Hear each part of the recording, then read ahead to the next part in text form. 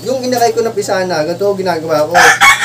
Kumukuha tayo ng stock developer, yan. Tapos, nalagay natin sa ibabaw ng toppings. Atin nyo pang ginagawa yan, sir? Year 2010 pa hanggang 2018. Ito lang ginagawa namin na akin po sa Sedon Villanueva.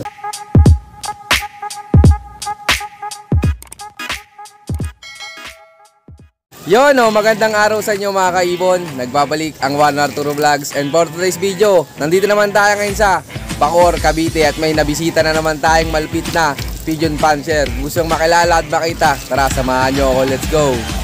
Gandang hapon mga kaibon. Ako pala si Nico Villar, ang pansir ng Bacoor, Cavite. Yun. Tutur ko kayo. Yun, tara, let's go! Ay, yung loop niya mga kaibon, oh. Napakasimple lang. Tara, samahan nyo ako. Let's go! Ayun mga kaibon, welcome kayo sa akin mga breeder. Pwede ko kayong ito sa mga ating mga ibon natin na makuhusay. Ayan, ito yung mga breeder, oh. May ilan to, sir? Siguro, ano lang tayo? 1, 2, 3, 8 pounds. 8 pares lang. Kukunti lang, sir, ano? Di, ano yan, mga piling-pili mo na breeder. Oo, sir, gawa ng wala na tayo ng breeder eh. Kasi yun ang tadyang gamit natin eh. Kaya nga, hindi pa pagsingsing ng marami, gawa ng wala tayong breeder. Kahit may bumibili, hindi pa pagbenta, gawa ng wala eh. Yung Lord ko nga dyan, di pa nasusuklok hanggang ngayon. Kaya yan lang, sir. Yan ang ating mga breeder. Pero alin dyan, sir, yung pinakang foundation bird mo na? Ay, yung ano, mismo nag-anak ng overall champion natin. Ayun, sir, pwedeng makita. Oo, ito ang tatay ng champion natin. Ito po pala yung ating foundation bird na breeder natin ngayon. Bali, naroon namin sa APR to. Bali, Santa Ana cracker natin to dati ng APR. Pero ngayon, ginawa ng breeder. Yun nga, sa awa ng Diyos, yun, nag-anak nga ng champion natin. Champion sa Cabrio, mga anak nito. Bali, maganda siya ngayong foundation. Bali, siya ang gagamitin natin tuwing breeder na south ng breed natin. Gawa ng maganda nilabas eh. Siguro tuloy-tuloy kong gagamitin to. Gawa ng maganda naman ang achievement ang ginawa ng anak. Yan sir. Ito mga kaibon, oh. Anong bloodline na ito, sir? Bali, ano to? Pure President to. Pure President. Binarinig yung bloodline na yan, sir, ah. Oo, kumaga, ano na to, antigo na sa, ano namin to, sa lugar namin to na President. Kasi nung araw pa, ito ang gamit ng boss ko talaga, si Sedon Villanueva. Anong baseline nan, sir? Ano to, Mike Ganos ang ano na to eh. Ang ano ng Johnson na to eh. Kaya maganda talagang ibon to. Ayan. Ang ring nito, APR eh. Bali, yung unang breed ko nito, testing pa lang niya, gawa ng katapos nang nilipad namin sa apari dati to, sinubukan ko yung breed ngayon. Ayun, sakto naman yung anak ng champion sa Cabcom, plus overall champion ng anak nito. Oh, ang galing mga kaibon. Ang unang testing pala sa kak na to. Tapos yung hen, sir, nasa iyo pa. Ito ang asawa. Ito, kukunin ni sir yung asawa. Ito yung pairing ng kak natin. Itong looper na to, bali presidente ng lahi nito. Ito naman yung stock bird namin to, walang lipad to. Gawa nang wala nga kaming ibon na kumaga kundi, in-stock ko na lang to. Yan, bali na piniring ko siya doon. Nagtugma naman, gawa nang magkalahi silang dalawa, pero sila president eh. Kaya maganda ang unang anak niya agad. Kumaga, nag-champion agad ang unang anak. Pero ngayon, hindi ko sila pa nag-pair na. Gawa na ang gusto ko, subukan pa uli. Kung sa ibang pairing sila, aari pa uli. Kasi ayoko naman na umasa sa porkit nag-anak ng champion. Mag-anak ko itong champion, baka masira ako sa sunod laro ko naman. Kaya ginagawa ko, inaaral ko uli. Kumaga, piyaras ko to sa ibang kak. Yung isa naman, piyaras ko naman sa ibang hen naman. Kumaga, gusto ko, subukan hanggang sa tagang galing nila parehas. Baka naka-champion lang yung unang champion ko eh. Nakakaya naman sa nag-aabang ibon, baka sabihin, ay naglaro ako magka-champion ulit eh, baka naman hindi ganoon. Kaya nag-ahangad tayo ulit manalo na kada race. Ayan, ito yung mga kaibon strategy nila dito. Papalit-palit sila nung ka-pairing. Baka nga naman mas maganda pa yung ianak. Bali, ito po pala yung kapatid mismo ng tatay ng champion. Bali, stock bird din namin to. Walang lipad to. Pero kaya nga na-stock ko to, gawa ng mga line ng champion namin to. Simula pa ng 2010 hanggang 2018, magaling ang mga linyada nito. Bali, ang pares nito ngayon, mismo yung nanay ng champion. Sila ang pinag-pairing ko. Kasi kapatid ito mismo ng Derek na kasawa niya dati. Baka naman, dito naman, magkaroon tayo ng overall champion ulit sa tsuhin ng champion natin. Kaya susubukan natin siya dito. Ayan naman, gandang ibon, no? Abangan natin to, yung mga magiging anak nito. Bali, ito po pala yung talagang yung kulay ng president namin. Yan. Bali, apo na talaga ng producer namin to. Bali, throwback na to, apo na. Ito talaga ang pure kulay ng president. Kumbaga ito yung signature na color nung president na line nyo dito. Yan talaga ang tunay na president. Tingnan yung ganda mga kaibon, of color oh. Ang nanay nito, blue bar. Ang tatay nito, blue bar check na may puti. Pero naglabas na lang gawa ng throwback na nga. Kumuha na mismo sa pinaka-nirunuan niya. Yun. Pero ano dito yung pinakang biggest na achievements nyo, sir? Yung dati, kasi year 2009 hanggang 2010, first over champion agad kami ng LRPS. Tapos 2012, nag-champion ulit kami ng CFRP. 2014, nag-champion ulit kami ng Capcom. 2016, nag-champion kami sa APR. Ngayon, 2023, nag-champion ulit ako sa Capcom. Yun nga lang, hindi tayo nakuha ng premyo. Tinakbo ng Capcom ang ating premyo na 200,000 doon. Wait. Wala, sayang effort ng ibon, sir, ano? Sayang. Bawi na lang next time. Kaya maganda maglaro sa magandang club talaga sigurado na. Pero sir, baka may magtanong ng mga viewers natin. Ikaw po, sir, nag-out ng mga magiging anak ng mga breeder mo? Siguro makapag-out tayo kung sakasaling meron talaga nang gawa nga ngayon.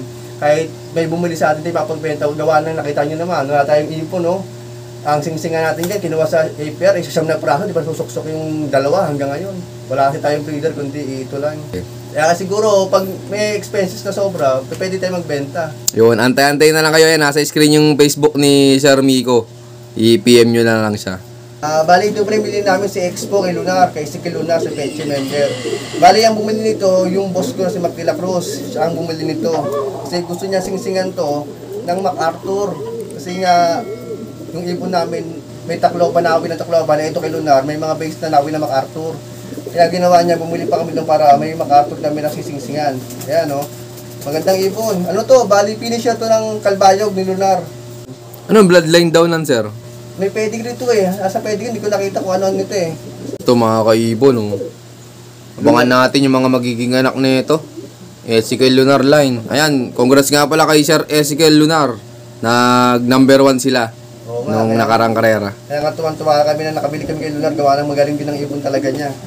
Ayun, maraming salamat, sir. Yan, Sir Miko, ikaw po pala, paano mag-prepare ng mga breeder mo bago sila isalang? Siyempre, number 1, kailangan natin ng breeder mapaliguan. Tapos, ma-cleansing natin, kailangan mapurga natin, ma-deworm natin ang mga katawan nila. Tapos, kailangan natin talaga more maibilad sa araw para ang balahibo nila talaga magpulbos. Maganda kasi ang breeder pag nagpulbos ng balahibo, yan talaga maganda na isalang yan, talagang healthy magiging labas ng inakay niyan.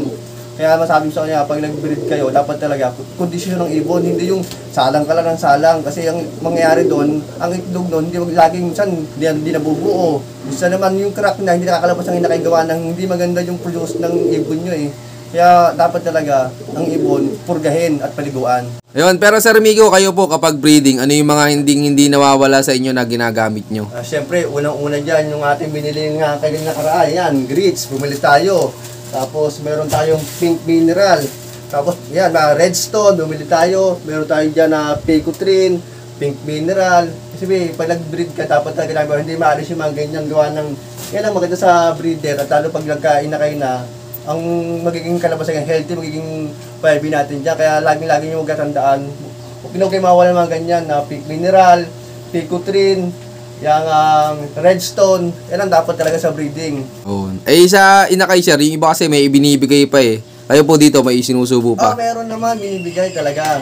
Unang-una, pag napisa ng inakay, ang binibigay ko dyan, yung sa developer, nalagyan ko ng gato sa ibabaw yan.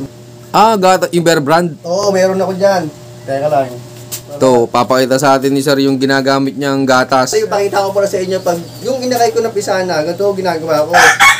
Kumukuha tayo ng stag developer, yan, tapos nalagay natin sa ibabaw ng toppings. Yan, gatas yan. Bali, lactum pa, gatas pa ng pamangkin ko yan, ginawa natin doon. Yan. Binawas pa sa gatas ng pamangkin, oh. Bali yan. Para pag kinuha nila yan dyan, sinubo, yung susubo nila sa inakay nila, may gatas. Kasi minsan yung magulang, nawawalan ng gatas yan eh. Kailangan supportahan natin yung mismong magulang ng breeder. Para pag sinubo sa inakay, healthy siya. Ito mga kaibon, oh, lactum. Sa mga may gustong sumubok. Yan. Dati nyo pang ginagawa yan, sir? Year 2010 pa hanggang 2018. Ito lang ginagawa namin na akin po sa Sedon Villanueva. Pagkapisaan ng itlog, ganun na, sir? Dapat, before mapipisa pala yung itlog, yari, mga 3 days mapipisa na, kargahan na nito. Nagpapatikim na. Oo, para yung pag nagsubo na siya, hindi siya maiilang nakainin to. Kasi malagkit to. Oo nga, to. Pag hindi sanay sa'yo mo, hindi kakain na ibon mo to. Kasi manamis to eh. Katas to eh. Nga. Kaya dapat sunayin nyo talaga. Yun, maraming salamat sir. Hanggang ilang day old yung pagbibigay ng may gatas? Hanggat hindi siya nawalay sa magulang, bigay lang. Para pag siya inilagay sa, tinasa siya sa flyer loop, ang inakay, bultong-bultong katawan. Kaya Yun. healthy siya. Yun, isa pala sa mga sikreto nila dito yun. Tingnan nyo, ito yung mga trophy nila oh. Sobrang dami. Tapos may mga nawala pa daw dyan sir Oo, kasi pag nagbenta kami, kasama trophy. Kung ang isang ibon, kung yung trophy 8, sama ang 8 trophy. Bakit kasama yung trophy? Kasi yung boss ko na si Edwin Villanueva, yun ang niya eh. Kasi nga, binili mo na ibon. Ayaw naman niya ang ibon lang dala mo. Gusto ng boss ko. Kung dala mo ang ibon, dali mo na trophy. Para pag pumunta sa yung tao, meron may papakita na tunay na nabili mo sa amin na ito, boss, ito kasama trophy. Para yung pera naman na binili sa amin, hindi naman siya malulugi talaga. Ganun nga, dapadala namin ng trophy. Kasi in case na binili sa kanya, hindi siya may mapapahiya na, oh sir, bakit ganito kamahal ang bili mo, benta mo sa amin ng inakay? At least ito trophy, 7. Oh, ayan, diyan lang ako sisingsingan kayo. At least makakabawi man lang ako sa expenses ko. Sabi nili na ibon na to. Yun, maraming salamat po sir. Ayan, sa mga may gustong sumubok nung kanilang ginagawa. Grabe, subok na pala nila dito yon. Yun, Sir Miko, ikaw po, anong may bibigay mong tips sa mga viewers natin na kukuha nung gagawin nilang breeder? Ay, yan naman talaga, number 1. Pag talaga kunyari, ikaw magsisimula kang mag-ibon at bibili ka ng breeder, dapat talaga pag bumili ka ng breeder, yung talaga sa talaga magaling talaga na nanalo pan-share na. Kasi bumili ka man ng 2 pares, kahit ba ganung kamahalang presyo, at least naman yung inakay ng ilalabas mo, sulit ka na. Kasi kung bibili ka ng mga putyo-putyo halagang 2,000 at 3,000, wala mangyayari sa'yo. Baka 10 taon naguro ka lang gulong. Eh kung bibili ka ng good breeder, sigurado na baka siguro mga 3 years to 4 years, meron ka na achievement na makukuha. Kundi kahit bilang overall champion, baka magkaroon ka ng trophy. Malaking karang para sa ating mga baguhan yan. Yun, maraming salamat po, sir. Yun, shoutout nga para sa inyong lahat. Maraming salamat sa patuloy suporta. At pasensya na nga pala kayo mga kaibon dahil ngayon lang tayo ulit nakapag-upload dahil medyo naging busy tayo. So yun, abangan nyo yung part 2 nung napanood yung video. At sa mga gustong magpa-shoutout, mag-comment lang nga dyan sa baba. At syempre, makiki-share na rin. So yun, keep watching and God bless you all. Thank you.